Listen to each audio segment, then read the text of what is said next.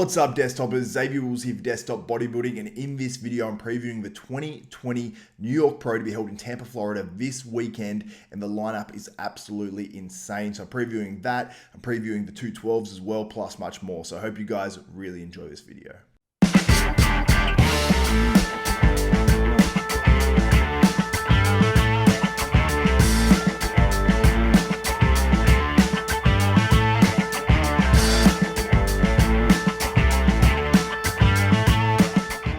What's up, desktopers? Now, before we get into this video, I want to encourage you guys, if you like and appreciate this content, please give me a thumbs up and smash that like button, and also subscribe and hit the notification bell button. That way you'll be notified of every video that goes up for myself, Xavier Wills at Desktop Bodybuilding. We've got bodybuilding interviews, contest previews and predictions just like this one. Plus, we've got all the coverage from this weekend coming up as well, including reviews and wrap-ups of the North Americans and obviously the 2020 New York Pro as well. So let's get into this video. And right before I get into the main meat of this video, I want to mention Samson Dauda, who unfortunately won't be in this show, and he won't be competing this weekend in the MonsterZym Pro, which has been cancelled, postponed, whatever you want to call it.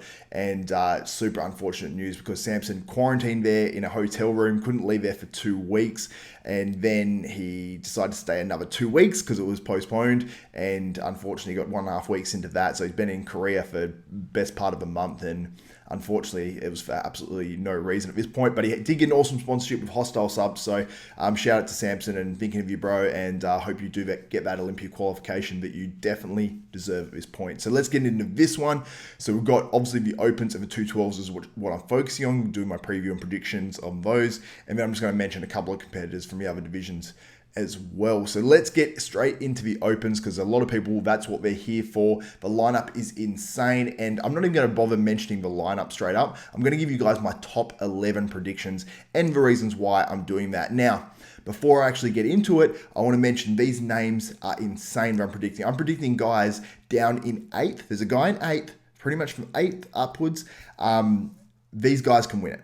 So there is 8 legitimate contenders for this title, in my opinion. And some of these other guys just outside there, they can get top 5s and top 3s as well. So I'm going to start at 11th. We've got Justin Rodriguez. Now, this dude has great shape. He's a New York boy, and he's competing down in Florida. So I'm sure he'd rather stay up in New York to compete in this. But the whole COVID thing is forcing these guys to actually hold the comp down in Florida as well, in Tampa, Florida, I believe. Now, Justin Rodriguez, great shape. It just needs that little bit more size just to go to that next level, but he's one of those guys that seems to place, from what I've seen, around that sort of 5th to 8th mark in a lot of shows. In this show, I'm predicting him a little bit lower just because the quality of the lineup is so damn good. And I feel like basically the predictions I'm giving here, it's going to offend a lot of guys, because I'm putting guys that could potentially win this show down in lower placing. So hopefully no one gets too offended at this video. It's just my predictions, and honestly, they will be wrong. So I'm not going to get the top 11 right. In 10th place, I have Dorian Haywood. Now, he competed in Tampa, did really well. I think he placed around 6th place. I'm pretty sure it was 6th.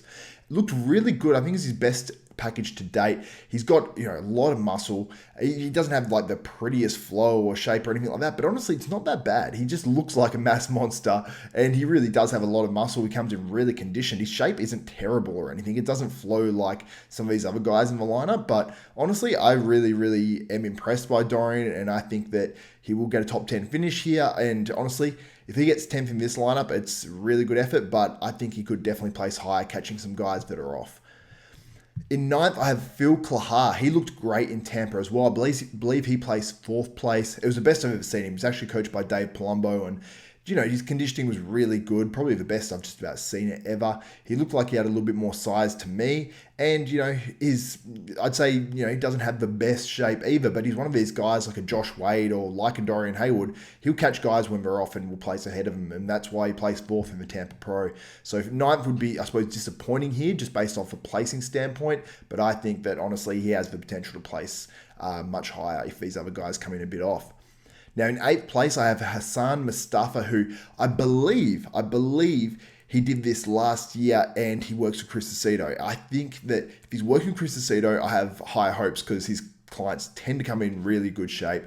And that was, I suppose, the one knock on Hassan over his pro career so far, because he has just tons of muscle that really just hangs, and he has that freaky sort of muscle. Now, I suppose maybe he lacks a little bit of detail. These photos here are from around, this photo here, sorry, is from 2 weeks out, I believe. And yeah, I think that he's looking really good as long as he can bring that really hard conditioning in. And it's hard to say, you know, how much water this dude holds or anything like that, because he still looks like he has a little bit to go, but his face is quite sunken. And honestly, he really did impress me last year. So Sam Mustafa in 8th place, but honestly, he's a guy that can win this show. Dwayne Walker in 7th. Now, he placed 3rd in the Tampa Pro just weeks ago, just edged out by, say, Iain Valliere, and many people had him in 2nd place in the Tampa Pro. So dropping down to 7th place would be sort of disappointing somewhat. But this lineup is stacked, as I have said before, and he could easily move up and catch people that are out of condition, because I'm assuming this guy's going to come in great conditioning, because he's in great condition in Tampa, and I don't think he's going to do anything to jeopardize that. So Dwayne Walker in 7th place.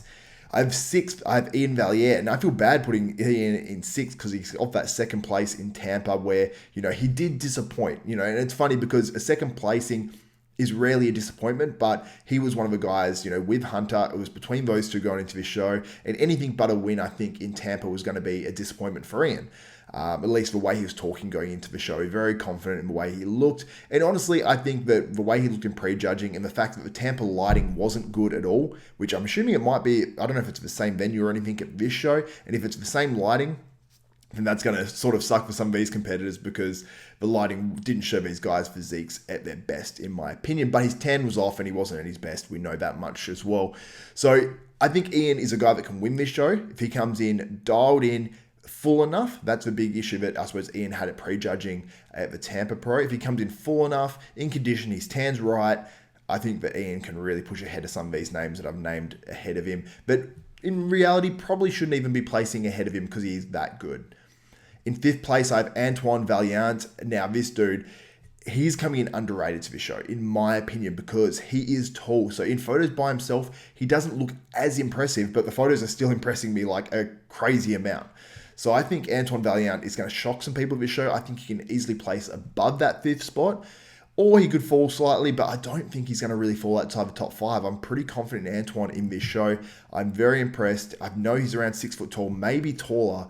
And when you see a guy that height by themselves, rarely they look crazy impressive, but he really does. So I have Iain Valliere in 5th.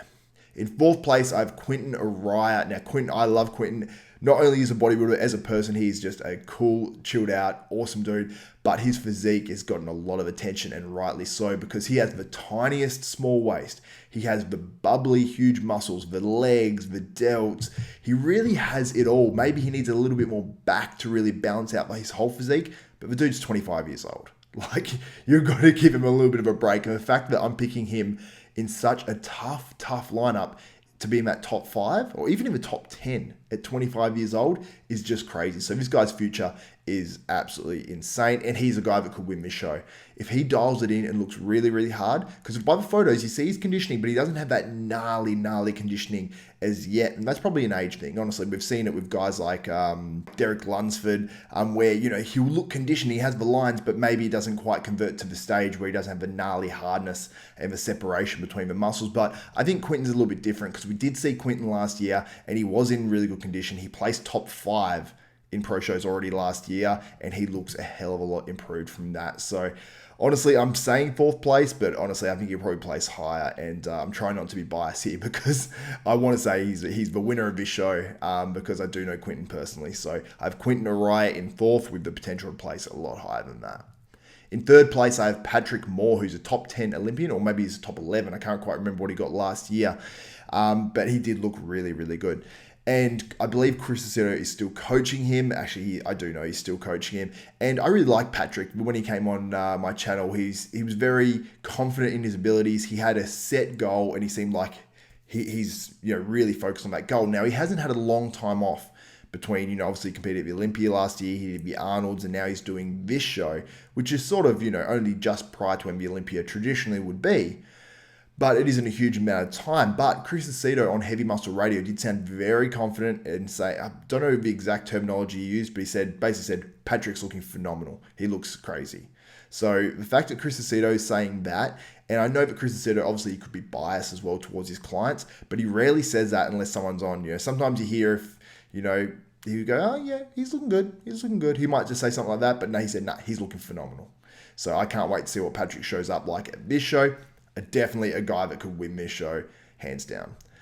In second place, I have Max Charles, and this is based off what he looked like at the Arnold Classic earlier this year. And this is providing he was working with Milos Sarcev again, because that game plan worked to a T for Max Charles. Came in the hardest he's ever been in his life, and he was granite. Honestly, he was granite, and it looked absolutely sensational. So if he's not working with Milos this time, he is crazy, in my opinion, because he brought him in by far his all-time best. And he should have placed higher at the Arnolds, honestly, in my opinion. In first place, I have John Della Rosa, and I found it hard to pick a winner of this show, but John is a guy that won shows last year, looked phenomenal, in my opinion, his career best. Now, he's down there training with Flex Lewis, 212 Mr. Olympia, and working with Neil Hill, and in that environment, obviously it worked last year. Another year putting in work and being in that environment, I think it's going to work really well for John Della Rosa, and that's why I'm picking him for the win. And the photos you're seeing on the screen now as well, they're from early August, and he's looking absolutely enormous. So as long as he can dial his conditioning, because if John isn't 100% or very, very close to 100%, he could slip in this lineup, and he could slip dramatically. He's a guy that if he isn't on, he could slip down to like 8th, 9th, 6th, 7th, whatever. He can really slip in this lineup. So I'm praying that he comes in on, because if he comes in on, I am picking him for the win. Well, I'm picking him for the win anyway, but if he's on, I think he will win. In the 212s, let's move on to that. So we've got in 5th place, I'm putting Jason Lowe, who just came 11th in Tampa. And I was sort of weighing up between a few guys to put in 5th. But I think he has a really good physique, and maybe he could have placed a little higher in Tampa, although the 212 lineup was very, very deep. I just really like his physique, so I have Jason Lowe in 5th. In 4th, I have Bola Ojex, who actually really impressed me last year. His placings were a little bit up and down, but overall, he's bringing the conditioning. He had more size, and I think that just really worked well for him. So I have Bola Ojex in 4th place. In 3rd, I have Adam Young, who placed 6th in Tampa. Really good physique. I think that will just sort of, roll over into this show, and I have Adam Young in 3rd place. Now, it comes down to 2 competitors, in my opinion, in this show, and I'm putting Derek Oslin in 2nd, but don't rule him out. Now, everyone's saying Bo Lewis will walk into this one and win. That's who I'm predicting to win as well. Obviously, based off how he looked in Tampa, which is absolutely sensational. Both these guys are potential top 10 212 Mr. Olympias. Now, I'm saying that as well also because the 212 Olympia is going to be missing some of those international competitors, I believe. Now, one of them, I'm pretty sure he's going to be missing him. That's Aaron Pilates, who I'm actually friends with from Australia, and he placed top 10 last year. So, I'd assume there's going to be a couple missing, and I think these 2 guys will actually slot into that top 10. They are that good. Derek also made crazy improvements from last year, and I'm just so impressed with his physique. He looks like a massively blown up version of himself from previous years. He's got a crazy V-taper. His front double bicep is sort of mind-blowing to me, and I think he'll improve one spot, going from 3rd to 2nd from the Tampa show. And Bo Lewis, he looks absolutely crazy. He just has a great, great physique. And I think these 2, I think it'll be a final 2 call out. I think that's what we'll see from the Tampa Pro in the 212s. I think we're going to see 2 guys called out at the end, and it's going to be Bo Lewis and Derek Oslin. And I hope we see that, and I hope it's close, and I hope it's a battle. So that's my predictions for the 212s. Let me know what you think of my open prediction and my 212 predictions. Am I crazy? Am I missing some guys out? How would your top 5, top 10 look like in both these classes? Let me know in the comments below. Now, I want to mention in the Classic Physique, we've got Logan Franklin competing, who made his debut last year in the Classic Physique division. Did quite well. He placed quite high, I believe, actually, in the Tampa Pro. He's competing here. I think that he's probably going to be one of the favorites going into this lineup. And in the bikini, Erin Stern, former figure Miss Olympia. She did the Tampa Pro, placed 10th, and I thought she should have been a lot higher, in my opinion. She's looking for redemption, and she's coming into this show. I'd love to see her win, or at least do very well in this show. But that's it. We've got all the divisions. Make sure that you do subscribe and hit the notification bell button. That way you'll be notified of all the videos that go up this weekend from these shows. So from the New York Pro, and also I am covering the NPC Northern Americans, and they're basically going to have pro card winners as well. So I'm going to be covering that. And it's got Nick Walker and a whole bunch of other guys competing in that as well. And apparently they have record numbers, and it's actually going to be held outside in a tent.